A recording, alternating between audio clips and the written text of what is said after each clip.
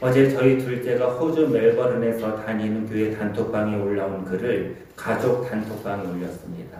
저는 그 글을 교회 단톡방에도 올렸지요. 단톡방에 올라온 글은 아내가 올 3월에 폐암 4기 판정을 받은 후 별세하기까지 과정을 남편이 적은 내용이었습니다. 남편과 별세하신 아내 그리고 외동딸이 담담한 믿음의 여정이 있는 것이 고스란히 드러나 있는 글이었습니다. 아내는 천국으로 가는 길을 두려워하거나 위축하지 않고 평안히 받아들였고, 남편과 딸은 먼저 아내와 어머니를 데려가신 하나님을 향해 원망하거나 불평하지 않으면서 믿음으로 받아들인 글이었습니다. 글을 읽고 나서 잠시 아내를 먼저 보낸 남편 그리고 어머니를 먼저 보낸 딸을 위해 기도했습니다. 남겨진 남편과 딸이 평안과 소망 안에서 거하기를 바라는 기도였습니다. 본문은 18절 표현에 의하면 안식으로 들어가는 과정에 대한 말씀입니다. 본문의 배경에 의하면 1차적으로 안식은 가나안 땅입니다. 히브리서 3장은 지난주 설교에도 말씀드린 바와 같이 이스라엘 백성들이 출애굽한 후 그들의 목적지인 가나안 땅, 젖과 꿀이 흐르는 땅이라고도 말하고 언약의 땅, 하나님이 약속하신 땅이라고도 말하는 곳으로 가는 과정에서 있었던 사건을 배경으로 합니다. 1차적으로 안식은 가나안 땅입니다. 젖과 꿀이 흐르는 언약의 땅입니다.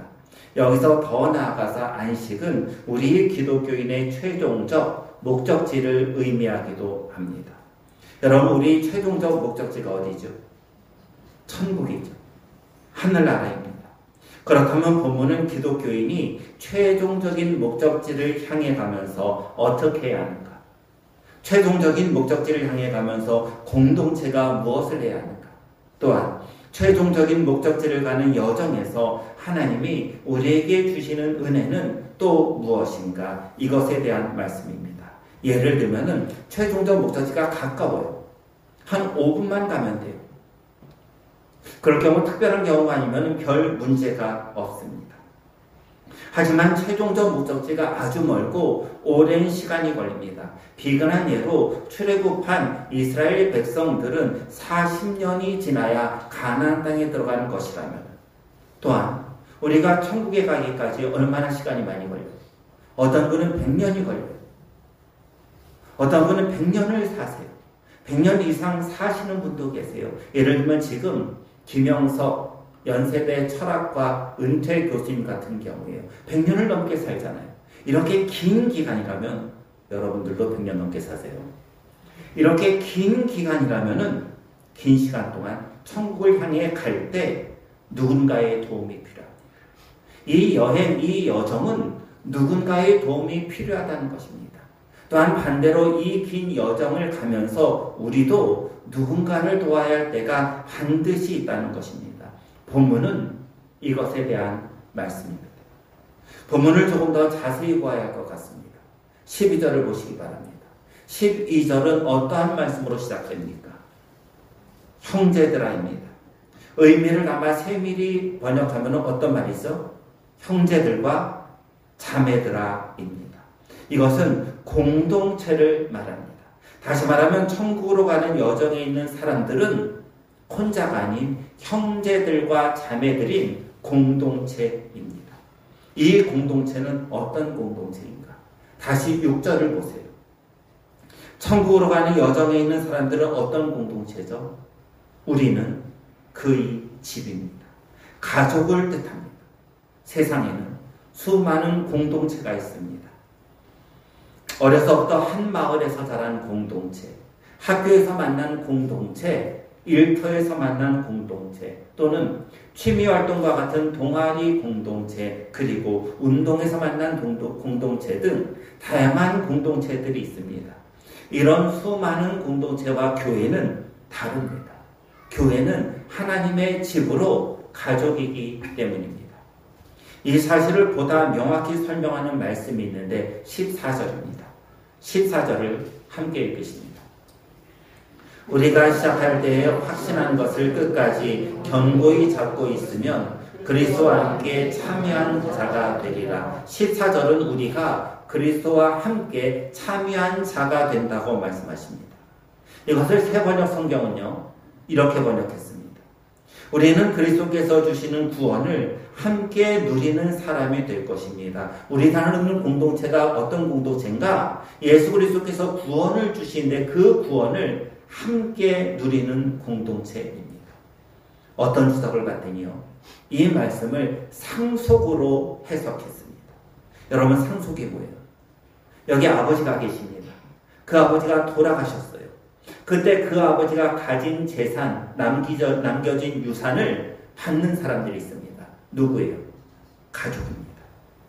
옆집에 사는 사람이, 야, 너희 아버지가 돌아가셨지. 유산으로 남겨진 재산이 있는데 나도 좀 줘. 이러면요, 조금 제정신이 아닌 사람이에요. 우리는 가족, 한 공동체입니다. 본문에 의하면은 아버지 집의 일원이 되는 사람은 우리이고, 우리는 그리스도께서 주시는 구원, 곧 유산을 받아 함께 누립니다. 교회가 한 가족, 한 공동체라는 사실을 기억하지 않고 홀로 신앙생활을 한다면은 그런 분들은 목적지에 갈 수 없습니다. 여러분 생각해 보시기 바랍니다. 이스라엘 백성들이 광야 40년 동안 그들의 목적지인 가나안 땅에 도착하기까지 그들은 공동체였습니다. 한 가족이었어요. 공동체에서 벗어나서 또는 집에서 가출해서 혼자 빨리 목적지에 가겠다는 사람이 있다면은 그런 사람은 제일 먼저 죽습니다. 광야에서 홀로 어떻게 살아남습니까? 천천히 가더라도 함께 가야 하며 마음에 안 들더라도 함께 가야 합니다. 이것이 가족입니다. 그리고 이것이 본문에서 말씀하시는 하나의 공동체, 형제와 자매들입니다. 설교 서두에서 말씀드린 대로 아내를 먼저 주님의 품으로 보내고 어머니를 먼저 천국으로 보낸 딸을 위해 그 글을 읽으면서 잠시 기도했습니다. 아마 여러분들 중에서도 기도하신 분들이 분명 계실 것입니다. 저는 그분들을 한 번도 본 적이 없습니다. 그리고 둘째 아이를 통해서 단 한 번도 소식을 들은 적도 없습니다. 그럼에도 그분들을 위해 기도가 나옵니다. 여러분, 우리 모두도 마찬가지잖아요. 간혹 대재앙을 만난 사람들, 지진이나 홍수 또는 태풍으로 인해 고난당하는 사람들을 신문이나 뉴스에서 보면은 기도가 절로 나오죠. 대지진으로 인해 매몰되었다는 뉴스가 들리면은 여러분 어떤 기도가 나와요? 하나님, 제발 한 명이라도 더 구출되게 해주세요. 이런 기도가 나옵니다. 한 번도 본 적이 없는 사람들을 위해 우리는 기도합니다. 반대로 한 번도 본 적이 없는 사람들이 우리를 위해 기도하기도 합니다. 필리핀 선교여행을 마치고 은혜 가운데 지난주에 7명의 성도들이 돌아왔습니다. 잠시 후에 선교 여행에 대한 보고를 할 터인데 며칠 전 교회 단톡방에 올라온 영상이 하나 있었습니다. 선교 여행팀이 방문한 교회에서 선교사님이 모여있는 아이들에게 자신이 하는 말을 따라라고 합니다. 선교사님이 생하고 선창하니 아이들이 생하고 따라하고, 또 선교사님이 명하니 아이들이 명하고 크게 하고, 선교사님이 숲이라고 말하니 아이들이 숲이라고 따라합니다. 회. 생명숲 교회라고 선교사님이 말하니 아이들이 생명숲 교회를 큰 소리로 따라합니다. 그런데 그것을 보는 순간 동질감을 느껴졌어요. 여러분, 우리 교회 대단한 교회. 여러분 좀 자부심을 가지세요. 저 필리핀에서도요, 생명숲 교회라는 외침이 들려요. 교회를 사랑하시고 자부심을 가지시기 바랍니다. 그들이 생명숲 교회라고 말하는데 여러분, 우리가 생명숲 교회잖아요. 동질감이 느껴지는 거예요. 우리와 그들은 외모가 다릅니다. 언어도 다릅니다. 사는 지역도 다릅니다. 경제적인 수준도 다릅니다. 필리핀에 비하면 우리는 훨씬 더 부자입니다. 그런데 그들이 남처럼 여겨지지 않습니다. 우리와 그들은 엄밀한 의미에서 한 가족입니다. 18절 말씀 그대로 그들과 우리 모두는 그리스도와 함께 참여한 자입니다. 교회 이름은 다르지만은 하나님의 교회라는 아주 커다란 관점에서 보면은 필리핀에 있는 성도들과 우리는 한 교회, 한 가족입니다. 저기 호주 멜버른에 사는 한 기독교인을 위한 가족 기도도 마찬가지입니다. 하나님의 교회라는 아주 커다란 관점에서 보면은 호주 멜버른에 사는 그 성도와 우리는 한 번도 본 적이 없지만 한 가족입니다. 이것은 북한의 지하교회도 마찬가지입니다. 핍박으로 인해 목숨을 걸고 신앙을 지키는 북한의 지하교회를 위해 우리는 기도합니다. 우리 교회는 새벽마다 복음화된 통일 조국을 위해 늘 기도해요. 수요 기도에서도 기도해요. 주일 예배에서도 기도합니다. 예전에 북한에서 탈출한 한 성도의 간증을 들은 적이 있습니다. 그 성도가 간증 중 이런 말을 하는데 아직까지도 그 말이 제 마음에 울려요. 그분의 말은 이런 말이에요. 북한 교회와 성도들이 남한의 교회와 성도들을 기도하고 있습니다. 여러분, 누가 누구를 위해 기도해야 돼요? 우리에게는 예배의 자유가 있습니다. 우리에게는 기도의 자유가 있어요. 우리에게는 신앙의 자유도 있어요. 우리는 성경을 늘 읽을 자유도 있어요. 하지만 북한에서 성경을 읽다가 예배하다가 기도하다가 걸리면은 상상지도 못할 고난을 당해야 합니다. 그럼에도 북한에서 목숨을 걸고 신앙을 지키는 이들은 남한의 교회와 우리 성도들을 위해 기도합니다. 그분들과 우리는 한 가족, 그리스도께서 주시는 구원을 함께 누리는 공동체이기 때문입니다. 그래서 여건이 좋은 우리는 필리핀 교회를 위해 기도하고 북한의 지하 교회를 위해 기도합니다.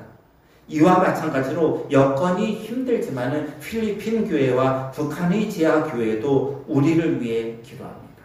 한 가족이기 때문입니다. 이것은 생명숲 공동체, 생명숲 교회, 생명숲 가족도 마찬가지입니다. 우리 생명숲 공동체 가족 교회는 그리스도께서 주시는 구원을 함께 누립니다.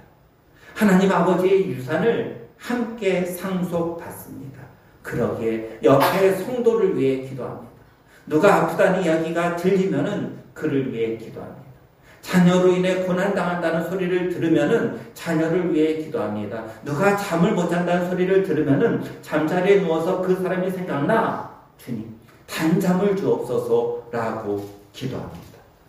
영적으로 범민하는 성도 혹은 물질의 어려움으로 인해 고난당하는 성도를 이야기를 들으면은 우리는 그들을 위해 기도합니다. 이것은 한 가족, 한 집에서 일어나는 일입니다. 우리는 천국으로 가는 여정에 함께하는 한 가족입니다. 구체적으로 한 가족으로서 무엇을 해야 할까요? 13절을 보시기 바랍니다. 함께 읽으십니다. 오직 오늘이라 일컫는 동안에 매일 피차 권면하여 너희 중에 누구든지 죄의 유혹으로 완고하게 되지 않도록 하라. 13절은 매일 피차 권면하여 라고 말씀하십니다. 권면하다는 말씀은요, 두 개의 단어의 합성어예요. 하나는 곁에 오다, 다른 단어는 말하다 또는 부르다입니다. 그러면 매일 피차 권면하다는 매일 서로가 옆에 와서 말하다가 됩니다. 여러분 이거 잘 들어보세요. 매일 서로 옆에 와서 말합니다. 어떤 이미지세요? 안 귀찮으세요? 그럼 매일 옆에 와서 말해요. 이것이 권면하다예요. 여러분 귀찮아하지 않으세요? 여러분 집에서요? 특별히 남편분들 아내가 계속적으로 말하면 뭐라고 이야기합니까? 이제 좀 그만. 여기 자녀들도 있는데요. 부모들이 뭐라 그래요? 야, 밥 좀 먹고 다녀. 방 좀 치워. 공부 좀 해. 성경 좀 읽어. 큐티는 좀 했니? 기도 좀 해. 예배 좀 늦지 마. 매일 얘기하면 어떻게 해요? 귀찮습니다. 그럼에도 매일 옆에 와서 말하라는 겁니다. 권면하라는 거죠. 격려하라는 뜻이기도 합니다. 다시 한번 기억하시기 바랍니다. 우리는 가족입니다. 가족이 하는 일이 뭘까요? 매일 옆에서 말하고 권면하는 거예요. 매일이요. 왜요?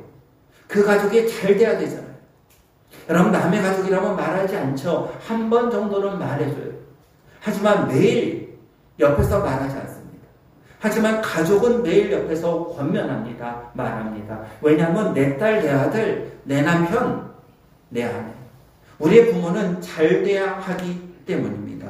그래서 매일 피차 옆에 와서 말하며 권면합니다. 천국으로 함께 가는 여정에서 낙오하지 않도록 매일 피차 권면하는 것입니다. 존 버년이 쓴 철로 여정을 보면은 피차 서로 권면하는 것에 대한 중요성을 말하는 부분이 나옵니다. 철로 여정의 주인공은 크리스찬입니다. 크리스찬이라고 불리는 주인공은 천국으로 향해 가는 길을 가고 있습니다. 크리스찬은 천국을 향해 가다가 한 동료를 만났는데 그 동료의 이름은 소망입니다.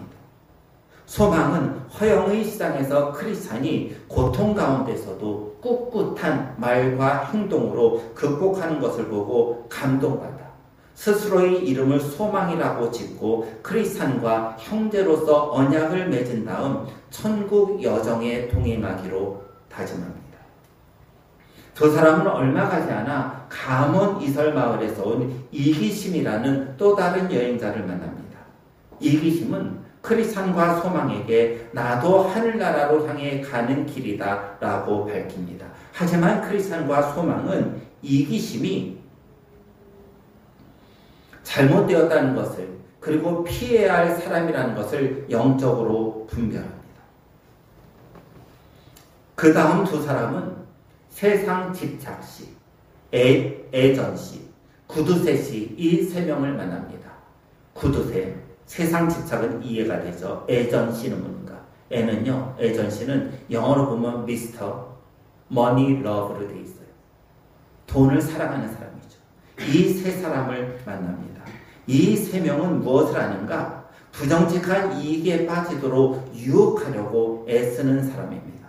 크리스찬과 소망은 이 세 명을 꾸짖습니다. 이어 크리스찬과 소망은 길을 가는데 사람을 유혹하는 길가에 서 있는 데마를 만납니다. 데마는 세상의 재물로 가득 찬 은광을 약속하면서 두 사람에게 천국으로 가는 길이 아닌 나와 함께 은광으로 가자고 유혹합니다. 여기서 소망이 유혹에 빠집니다. 소망은 크리스찬에게 이렇게 말합니다. 우리도 한번 데마가 말하는 곳으로 가봅시다. 그 말에 크리스찬은 단호히 대답합니다. 나는 가지 않겠소. 재물이라는 것은 본디 그것을 탐하는 자들을 패망시키기 위한 함정이요. 우리는 한 발자국도 이 천국으로 가는 길에서 벗어나지 말고 가던 길을 계속 가기로 합시다. 소망은 크리스찬으로 인해 천국으로 가는 길에서 벗어나지 않습니다. 천국을 향해 계속 가던 크리스찬과 소망은 절망의 거인이 영주로 있는 의심의 성 감옥에 던져집니다. 여기서 크리스찬은 유혹에 빠져요.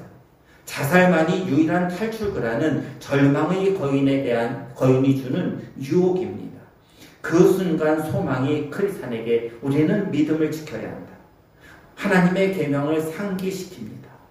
결국 크리스찬은 소망의 도움을 받아 약속이라고 불리는 열쇠를 찾아 의심의 성에서 탈출합니다. 여러분, 이 과정을 자세히 보세요. 소망이 물질의 유혹을 받았을 때 누구의 도움을 받아요? 크리스찬의 도움.